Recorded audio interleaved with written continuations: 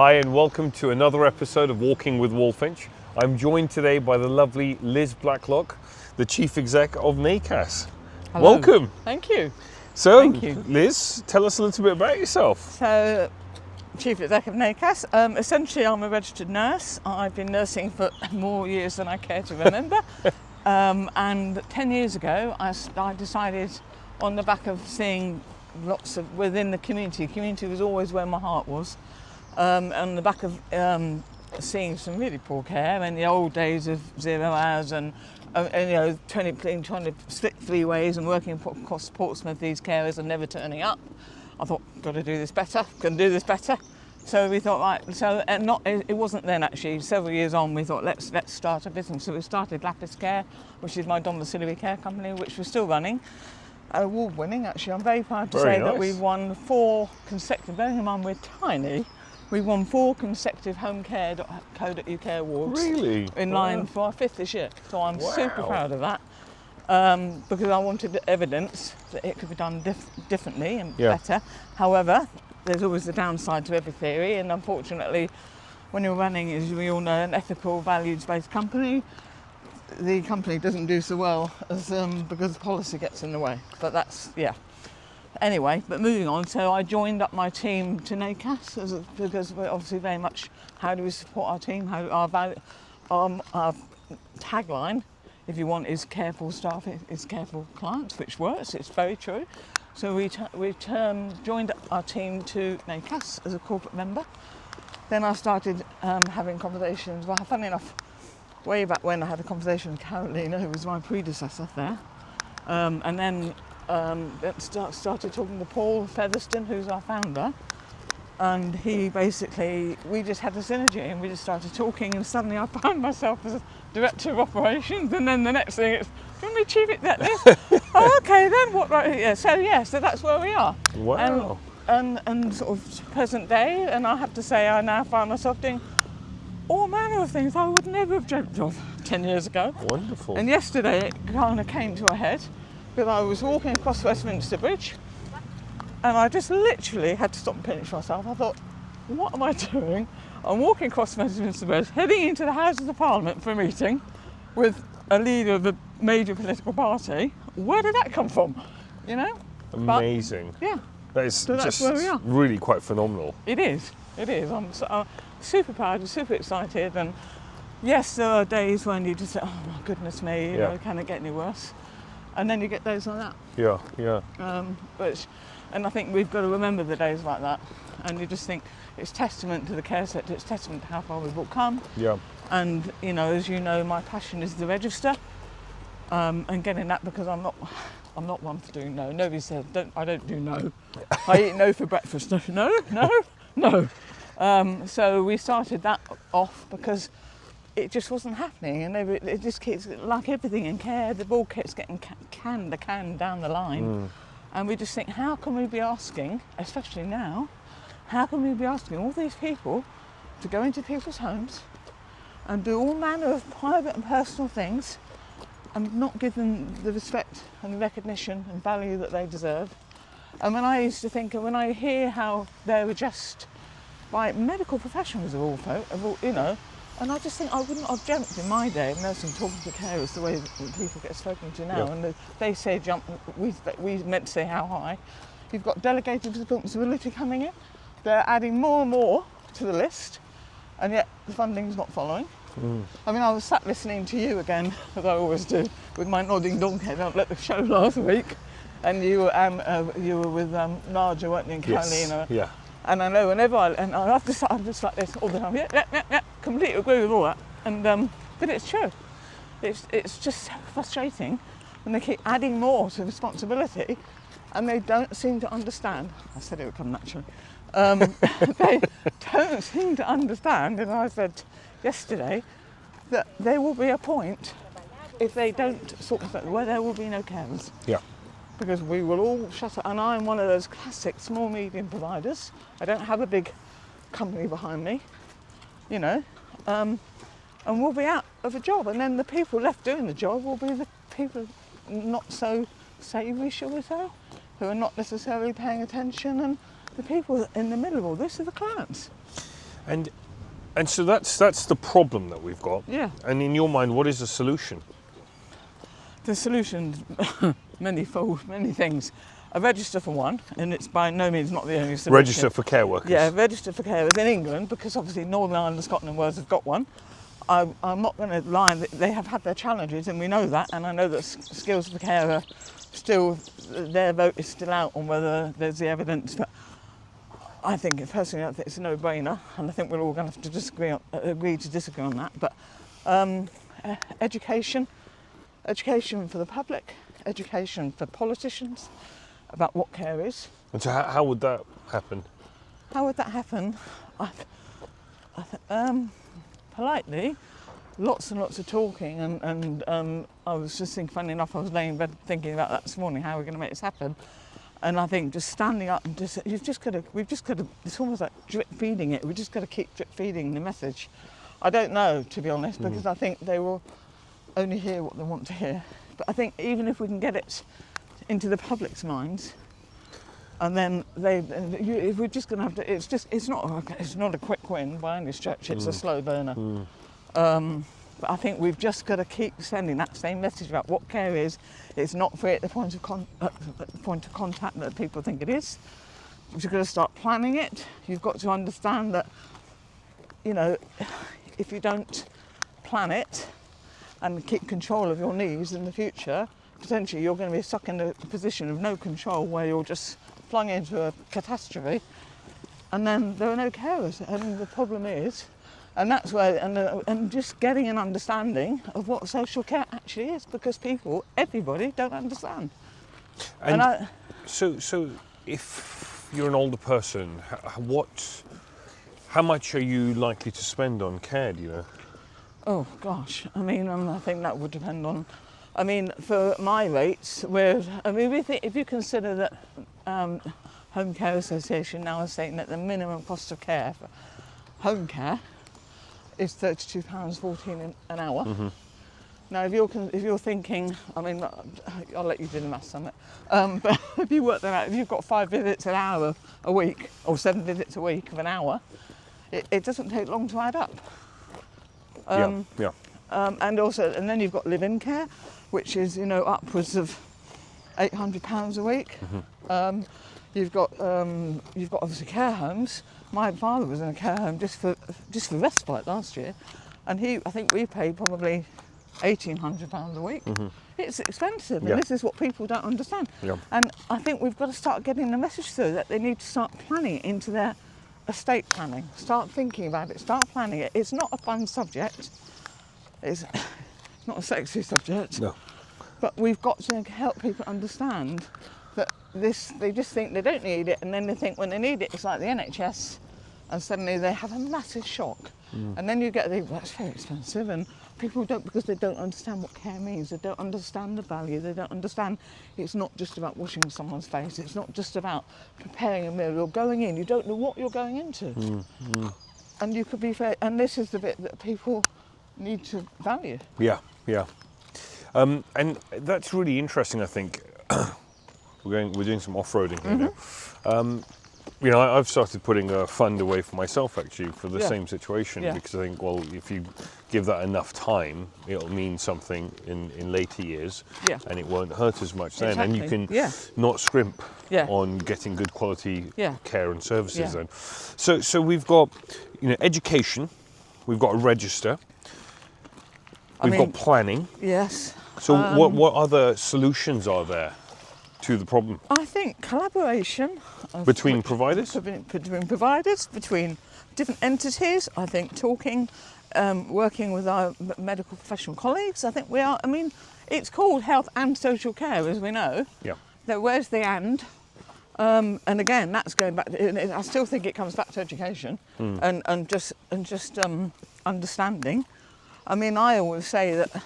I mean, to be honest, if I had the magic answer, I wouldn't be standing here now. Yeah. Right. I don't think any of us would, but yes, I mean, I think essentially it is just talking. I mean, I honestly think people see me running the opposite direction now because I feel like I'm a one-trick pony because I just keep banging on about the same thing all the time. But it is interesting when I hear Narja and yourself and Dan and all talking, we're all saying the same things. We're all saying the same things. And it's just about helping people understand, and I think that's all we can say. I think education's the biggest thing. Because the other thing is, along education about public PR, I suppose we're talking, aren't we? Education of carers and bringing that standard up. And actually allowing people to understand that if they want to just go out and do care for a day, they don't have to climb that ladder. But equally, the opportunity is there if they do. And they can have a good career. And we've also got to start bringing youngsters in. Because otherwise, what have the skills for care said about the number of vacancies in 15 years' time? Stupid amount. I mean, I've lost the number now, thousands. And it's frightening because if we don't start youngsters understanding what care means, we won't have the people to come into the sector, and then we're back to square one. I started working in my local primary school. I've just done a competition, a drawing competition. What does care mean? I'm going to start using my social media. I'm doing a little badge. Oh, in my primary school, that's wonderful. And a little badge who's been the most caring person this term. I think that's a national campaign right there, isn't absolutely, it? Yeah, my absolutely. 5-year-old daughter was asking me what I do, and I was trying to explain to her about franchising and care, in the sort of language of a 5-year-old. And you're making me feel old now. My youngest is 25 this afternoon. Almost the same. Mine behaves like a 25-year-old. So we've just passed the affordable art fair that's starting in Hampstead, which was quite fun. We should have a little nosy about there later. And they do. We've got the mixed bathing here, which is quite fun. So cold water swimming. All the cold water swimming goes on here. So when we're talking about longevity and all the fun stuff. I mean, they do say I haven't quite. Yeah, we haven't got anywhere. I mean, the people do it near me, but they tend to go down to sort of Hayling Island, which is just at that time in the morning. It's too early. We haven't got anything. And actually, that water is not. I'm sorry, but it's not blue enough for me. That is pretty green, that actually. I'm very much a clear blue water person. So you need to get to Hampstead Lido. So talk to me about the register and talk to me about what's happening in Northern Ireland, Scotland. So Northern Ireland, Scotland, Wales.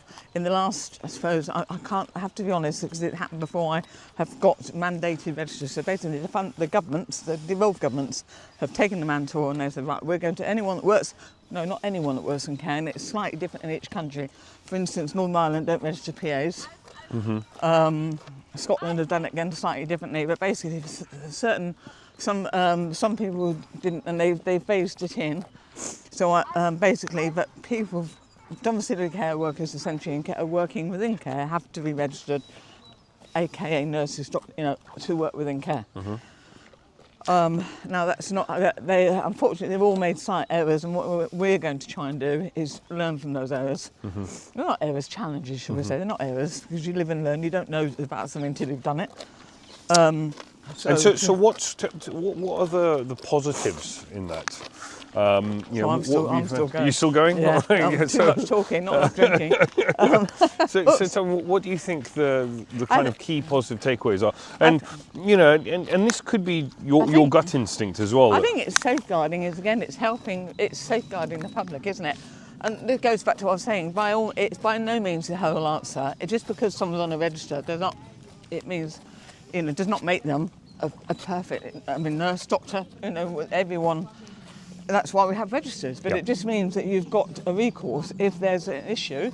It's not about if someone registers, it's about them holding themselves accountable. It's them standing up saying, do you know what, I'm proud of this role. And it's like, and for nurses, doctors, anyway, it's ingrained in me. But this is what goes back to some of that education I keep talking about, because for those who aren't registered, it's actually how do you get them to understand? How do you quantify it? How do you? It's hard. And I always talk about if it's something you're really passionate about. I know when I wasn't working, when I brought my children up, I had my register, but I wasn't working, and I literally felt like a jigsaw piece was missing. And then when I went back into practice, it kind of got slotted back in again, and that's the only way I can quantify it for me.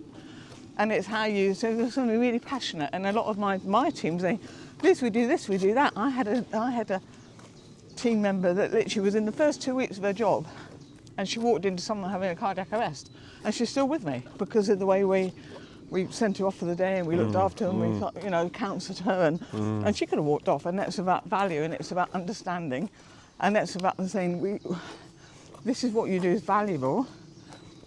But they also have to understand that's where the education comes in, and you can't have that without taking some responsibility. That's the hard part, and that also comes at a cost. Also another hard part, because obviously, we know about the pay, and we're doing our best. It's another, so we're having to. That will be quite a challenge. But in terms of quantify, I think that will be evidence based, and getting the people. I think that will come when people say, I'm a registered care professional. I'm a registered nurse, and you start giving people that mutual professional respect. And I think there's a lot to be said if you say to another professional, I'm a registered, I think it changes the mentality a bit. Yeah. Also, it lifts the profile of the carer and professionalises their role. I think that's really interesting. And so, Liz, what do you see as policy changes that are likely to happen in the next 5 years within the sector? Very little, if I'm honest. Yeah. We like to. I mean, it would be interesting. I think, personally, they've shot themselves a bit in the foot with Baroness Casey, because I think if we can all have a foot in the door with the Casey review, I know it's principally kind of health, but obviously we all know that surgery hair bump keeps up health, and I think she's actually quite pro care.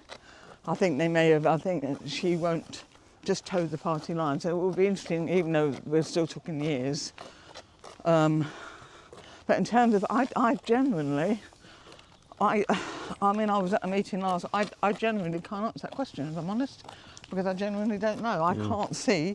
I think we all just have to keep chipping away and keep evidencing it ourselves until the penny drops. Yeah. But in terms of them making policy changes, I don't think all they've done is just kick the can down the road to say that, oh, well, we're doing something. We've listened, we're doing something.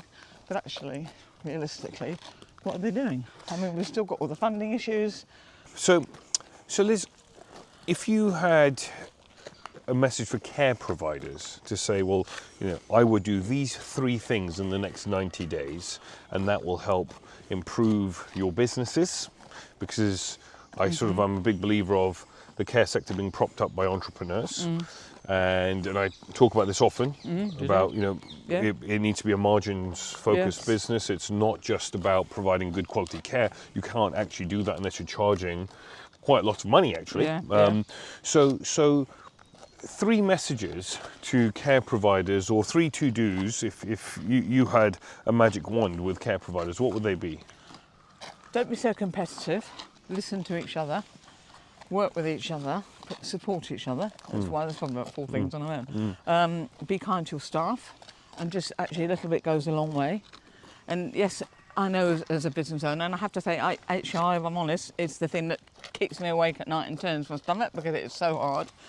But actually, it goes a long way. A little bit goes a long way, and they will appreciate that, and they will stay with you. And I know that. And they will come back to you. They leave, think the grass is greener, and realise it's not. They'll come back to you. That's also happened to me. And I think it's just having an open. Providers, don't be strangers. I must admit, I don't go out as often anymore, but I still go out and play. Yeah.